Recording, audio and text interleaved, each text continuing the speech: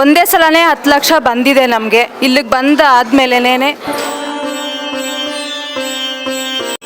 ನಾವೇನು ಕೇಳ್ಕೊಂಡಿದ್ದೀವೋ ಎಲ್ಲನೂ ಆಗಿದೆ. ಇಲ್ಲಿಗೆ ಬಂದಮೇಲೆ ಎಲ್ಲ ರೀತಿಯಿಂದನೂ ನನಗೆ ಒಳ್ಳೆಯದಾಗಿದೆ. ಯಾವ ಕಡೆಯಿಂದ ಹಣನೂ ಇದಾಗಿಲ್ಲ. ಅಮ್ಮನ ಹತ್ರ ಬೇಡ್ಕೊಂಡ್ರ ಮೇಲೆ ನಮಗೆ ಆಗಿದೆ. ನಮ್ಮ ಮನೆ ಕಟ್ಟೋದಕ್ಕೆ ಎಲ್ಲದಕ್ಕೂ ನಮ್ಮ ಉದ್ಯೋಗ ಸಹಾಯ ಮಾಡಿದಾಳಮ್ಮ. ಈ ಕ್ಷೇತ್ರದಲ್ಲಿ ಮಹಾಕಾಳಿ ನೆಲೆಸಿರುವಂಥದ್ದು ಬಹಳ ವಿಶೇಷ. ಇದು ಅರ್ಕೆ ಮಹಾದೇವಿ ಅಂತ. ಇದ್ದಕ್ಕಿದ್ದಾಗೆ ವ್ಯಾಪಾರ ಆಗ್ತಾ ಇದ್ದಂಥದ್ದು ಇದ್ದಕ್ಕಿದ್ದಂಗೆ ನಷ್ಟ ಸಂಭವಿಸುವಂಥದ್ದು, ಹಣ ಇರುವಂಥದ್ದು, ವ್ಯಾಪಾರದಲ್ಲಿ ನಷ್ಟಗಳಾಗುವಂಥದ್ದಾಗತ್ತೆ. ಪರಿಹಾರ ಹೇಗೆ ಸೂಚಿಸ್ತೀವಿ ಅಂದರೆ ತಡೆ ಅಂತ ಹೊಡಿತೀವಿ. ಈ ತಡೆ ಹೊಡೆಯೋ ವಿಧಾನ ಅಂತದ್ದು ಎಲ್ಲೂ ಮಾಡಲ್ಲ. ನಮ್ಮಲ್ಲಿ ಶಾಸ್ತ್ರ ವಿಧಿಪೂರ್ವಕವಾಗಿ ಮಾಡುವಂಥದ್ದು. ಬನ್ನಿ, ಇಲ್ಲಿಗೆ ಬಂದರೆ ಒಳ್ಳೇದಾಗುತ್ತೆ. ಪ್ರತಿ ಶುಕ್ರವಾರ ನಾನು ಶುಕ್ರವಾರ ಬರ್ತೀವಿ. ಎಲ್ಲ ಪೂಜೆಗಳಿಗೂ ಬಂದಿದ್ದೀವಿ. ನಮಗೆಲ್ಲ ಥರ ಒಳ್ಳೇದಾಗಿದೆ. ನೀವು ಬನ್ನಿ ಅಂತ ಹೇಳ್ತೀವಿ. ಈ ಕ್ಷೇತ್ರ ಬಂದು ಶ್ರೀ ದುರ್ಗಾ ಪರಮೇಶ್ವರಿ, ಮಹಾಗಣಪತಿ ಹಾಗೆ ಬಾಲಸುಬ್ರಹ್ಮಣ್ಯ ಸ್ವಾಮಿಯ ಒಂದು ಅದ್ಭುತವಾದಂಥ ಕ್ಷೇತ್ರ. ಈ ಕ್ಷೇತ್ರದಲ್ಲಿ ಮಹಾಕಾಳಿ ನೆಲೆಸಿರುವಂಥದ್ದು ಬಹಳ ವಿಶೇಷ. ಇದು ಅರ್ಕೆ ಮಹಾದೇವಿ ಅಂತ. ಈ ಅರ್ಕೆ ಮಹಾದೇವಿಗೆ ಏನೇ ಅರ್ಕೆಯನ್ನು ಸಮರ್ಪಣೆ ಮಾಡಿದ್ರೂ ಸಹ ಅಥವಾ ಅರ್ಕೆಯನ್ನು ಕಟ್ಟಿಕೊಂಡ್ರೂ ಸಹ ಆ ಅರ್ಕೆಗಳು ಈಡೇರುವಂಥದ್ದು. ಹಾಗೆ ಇಲ್ಲಿ ಯಾವುದೇ ರೀತಿಯಾದಂತಹ ನಿಮಗೆ ಈ ಅಮಾವಾಸ್ಯೆ ಪೌರ್ಣಮಿ ಬಂದಂಥ ಸಂದರ್ಭದಲ್ಲಿ ಮೈ ಕೈ ನೋವು ಬರುವಂಥದ್ದು, ಮತ್ತೆ ಹಿಂದೆ ಯಾರೋ ಬಂದು ನಿಂತ್ಕೊಳ್ಳುವಂಥದ್ದು, ಅನಾರೋಗ್ಯ ಸಮಸ್ಯೆಗಳು ಕಾಡುವಂಥದ್ದು, ಮತ್ತೆ ದಂಪತಿಗಳಲ್ಲಿ ಕಲಹ ಬರುವಂಥದ್ದು. ಇಬ್ರು ಚೆನ್ನಾಗಿರ್ತೀರಾ, ಇದ್ದಕ್ಕಿದ್ದಂಗೆ ಕಲಹ ಬರುವಂಥದ್ದು. ಇದಕ್ಕೆ ವಿದ್ವೇಷಣ ಪ್ರಯೋಗ ಅಂತ ಹೇಳ್ತಾರೆ. ಷಟ್ಕರ್ಮ ಪ್ರಯೋಗಗಳನ್ನ ಅಥರ್ವಣ ವೇದದಲ್ಲಿ ಮನುಷ್ಯನಿಗೆ ಯಾವಾಗ ಬೇಕಾದರೂ ಸಹ ಪ್ರಯೋಗಗಳನ್ನು ಮಾಡಿಸ್ಬೋದು.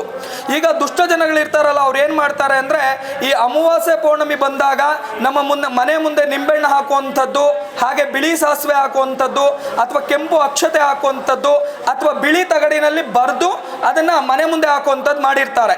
ಇದು ಮಾಡಿದಾಗ ಏನಾಗುತ್ತೆ ಅಂದರೆ ಇದ್ದಕ್ಕಿದ್ದಾಗೆ ವ್ಯಾಪಾರ ಆಗ್ತಾ ಇದ್ದಂಥದ್ದು ಇದ್ದಕ್ಕಿದ್ದಂಗೆ ನಷ್ಟ ಆಗುವಂಥದ್ದು, ನಷ್ಟ ಸಂಭವಿಸುವಂಥದ್ದು, ಹಣ ಇರುವಂಥದ್ದು, ವ್ಯಾಪಾರದಲ್ಲಿ ನಷ್ಟಗಳಾಗುವಂಥದ್ದಾಗತ್ತೆ.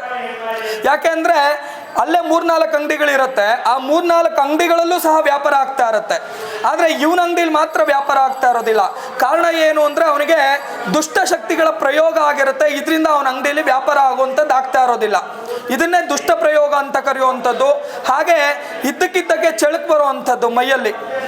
ಈ ರೀತಿಯಾದಂಥ ಎಲ್ಲ ಸಮಸ್ಯೆಗಳಿಗೂ ಸಹ ಇಲ್ಲಿ ಸ್ಮಶಾನ ಕಾಳಿಯ ಪೂಜೆಯಿಂದ ಇದಕ್ಕೆ ಪರಿಹಾರ ಸೂಚಿಸುವಂಥದ್ದು. ಇಲ್ಲಿ ಪರಿಹಾರ ಹೇಗೆ ಸೂಚಿಸ್ತೀವಿ ಅಂದರೆ ತಡೆ ಅಂತ ಹೊಡಿತೀವಿ. ಈ ತಡೆ ಹೊಡೆಯೋ ವಿಧಾನ ಅಂತದ್ದು ಎಲ್ಲೂ ಮಾಡಲ್ಲ.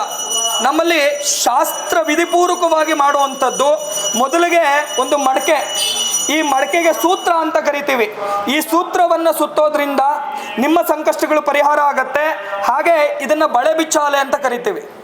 ಹಾಗೆ ಇದನ್ನು ವಿಭೂತಿ ಗೆಡ್ಡೆ ಇಷ್ಟನ್ನು ಹಾಕಿ ಅರಿಶಿನವನ್ನು ಬೆಳೆದಿರುವಂಥ ತೆಂಗಿನಕಾಯಿನ ಮೇಲಿಟ್ಟು ಅವರಿಗೆ ದಾಟಿಸಿ ತಡೆ ಹೊಡೆಯೋದ್ರಿಂದ ಈ ರೀತಿಯಾದಂತಹ ಬಾಂದ್ರೆ ಮಾರಣ, ಸ್ತಂಭನ, ಉಚ್ಚಾಟನ, ವಶೀಕರಣ, ಸ್ತಂಭನ ಅಂತ ಹೇಳಿ 6 ರೀತಿಯಾದಂಥ ಷಟ್ಕರ್ಮ ಪ್ರಯೋಗಗಳು ಬರುತ್ತೆ. ಈ ಪ್ರಯೋಗಗಳನ್ನು ಮನುಷ್ಯನ ಮೇಲೆ ಮಾಡಿಸಿದಾಗ ನಾನಾ ರೀತಿಯಾದಂತಹ ಸಂಕಷ್ಟಗಳನ್ನು ಪಡುವಂಥದ್ದು. ಈ ಪ್ರಯೋಗ ನಿವಾರಣೆ ಈ ತಡೆಯಿಂದ ಸಾಧ್ಯ ಆಗತ್ತೆ. ಇಲ್ಲಿ ಪ್ರತಿ ಹುಣ್ಣಿಮೆ ಮತ್ತು ಅಮಾವಾಸ್ಯೆಯಲ್ಲಿ ಮಾತ್ರ ತಡೆ ಹೊಡೆಯುವಂಥದ್ದು. ಹಾಗೆ ಮಂಗಳವಾರ, ಶುಕ್ರವಾರ, ಭಾನುವಾರ ಈ ಸಮಯದಲ್ಲೂ ಸಹ ತಡೆ ಹೊಡೆಯಲಾಗುತ್ತೆ. ಆಮೇಲೆ ಇಲ್ಲಿ ನಾಡಿ ಜ್ಯೋತಿಷ್ಯ ಹೇಳುವಂಥದ್ದು ಬಹಳ ವಿಶೇಷ. ನಾಡಿ ಅಂದರೆ ಮೇಷನಾಡಿ, ವೃಷಭ ನಾಡಿ, ಹಾಗೆ ಸುಷುಮ್ನ ನಾಡಿ, ಹಾಗೆ ವಾತನಾಡಿ, ಪಿತ್ತನಾಡಿ, ಚಂದ್ರನಾಡಿ, ಮತ್ತೆ ಸೂರ್ಯನಾಡಿ, ಮತ್ತೆ ವೃಷಭ ನಾಡಿ. ಈ ನಾಡಿಗಳನ್ನು ನೋಡಿ ಜ್ಯೋತಿಷ್ಯ ಹೇಳುವಂಥದ್ದು ಬಹಳ ವಿಶೇಷ ಆಗಿರುತ್ತೆ. ಈ ಜ್ಯೋತಿಷ್ಯ ಹೇಳೋದ್ರಿಂದ ನಿಮಗೆ ವಾಮಾಚಾರ ಆಗಿದೆಯೋ ಇಲ್ವೋ ಅಂತ ಹೇಳಿ ಗೊತ್ತಾಗತ್ತೆ. ಆಗ ಗೊತ್ತಾದ ಮೇಲೆ ನಾವು ಈ ರೀತಿಯಾದಂಥ ಪೂಜೆ ಪುನಸ್ಕಾರಗಳಿಂದ ಅದನ್ನು ತಡೆಗಟ್ಟುವಂಥದ್ದಾಗತ್ತೆ. ಪ್ರತಿ ಅಮಾವಾಸ್ಯೆಯಲ್ಲಿ ವಿಶೇಷವಾಗಿ ಮಹಾಹೋಮ ನಡೆಯುತ್ತೆ. ಆ ಮಹಾಹೋಮ ಬಂದು ಕಾಳಿಕಾ ದುರ್ಗಾ ಪರಮೇಶ್ವರಿ ಹೋಮ, ಹಾಗೆ ಬಾಲಸುಬ್ರಹ್ಮಣ್ಯ ಸ್ವಾಮಿ ಹವನ ನಡೆಯುವಂಥದ್ದು. ಇಲ್ಲಿಗೆ ಯಾರೇ ಭಕ್ತಾದಿಗಳು ಬಂದರೂ ಸಹ ಅವರಿಗೆ ಎಂಥದ್ದೇ ವಾಮಾಚಾರ ಪ್ರಯೋಗಗಳಾಗಿದ್ರೂ ಸಹ ಈ ಸ್ಮಶಾನ ಕಾಳಿಯ ಶಕ್ತಿಯಿಂದ ಅದೆಲ್ಲ ನಿವಾರಣೆ ಆಗುವಂಥದ್ದು. ಒಬ್ಬರು ಒಂದು 6 ಗಾಡಿ ಇಟ್ಟಿದ್ರು, ಅಂದರೆ ಟ್ರಾವೆಲ್ಸ್ ನಡೆಸ್ತಾ ಇದ್ರು. ಆ ಟ್ರಾವೆಲ್ಸ್ ನಡೆಸಬೇಕಾದ್ರೆ ಏನಾಗಿತ್ತು ಅಂದರೆ ಪಾಪ ಒಂದೊಂದೇ ಗಾಡಿ ಅಮಾವಾಸ್ಯೆ ಪೌರ್ಣಮಿ ಬಂದ ಕೆಟ್ಟೋಗೋವಂಥದ್ದಾಗುವಂಥದ್ದು, ಮತ್ತು ವಾಹನಗಳು ಓಡಾಡ್ದಿರೋ ಇರೋವಂಥದ್ದು. ಅಂದರೆ ಅವನಿಗೆ ಗಿರಾಕಿಗಳೇ ಬರ್ತಾ ಇರಲಿಲ್ಲ. ಮುಂಚೆ ಅಂದರೆ ಅವನು ಒಂದು ಗಾಡಿನೂ ಮನೆ ಹತ್ರ ನಿಲ್ತಾ ಇರಲಿಲ್ಲ. ಯಾವಾಗ ಅವನಿಗೆ ವಾಮಾಚಾರ ಪ್ರಯೋಗ ಆಗಿತ್ತು ಅವಾಗ ಏನು ಅಂದರೆ ಗಾಡಿಗಳೆಲ್ಲ ನಿಂತು ಹೋಗ್ತಾ ಇತ್ತು. ಅವನ ಗಾಡಿ ಒಳಗಡೆ ಯಾರೋ ನಿಂಬೆ ಹಣ್ಣು ಮತ್ತು ತಾಮ್ರದಲ್ಲಿ ಬರ್ದಿರೋವಂಥ ತಗಡಿಟ್ಟಿದ್ರು. ಅದನ್ನು ಅವನೇ ತಗೊಂಡು ನಮ್ಮ ದೇವಸ್ಥಾನಕ್ಕೆ ಬಂದಿದ್ದ. ಅದಾದಮೇಲೆ ಅವನಿಗೆ ಪರಿಹಾರ ಮಾಡಿಕೊಟ್ಟ ಮೇಲೆ ಈಗ 6 ಗಾಡಿಗಳು ಚೆನ್ನಾಗಿ ಓಡ್ತಾ ಇದೆ. ಮತ್ತೆ 2 ಗಾಡಿ ಹೊಸದು ಬುಕ್ ಮಾಡಿದ್ದೀನಿ ಅಂತಲೂ ಸಹ ಮೊನ್ನೆ ಬಂದು ಹೇಳಿದ್ದು ಹೋಗಿದ್ದಂಥದ್ದು ಇಲ್ಲಿದೆ.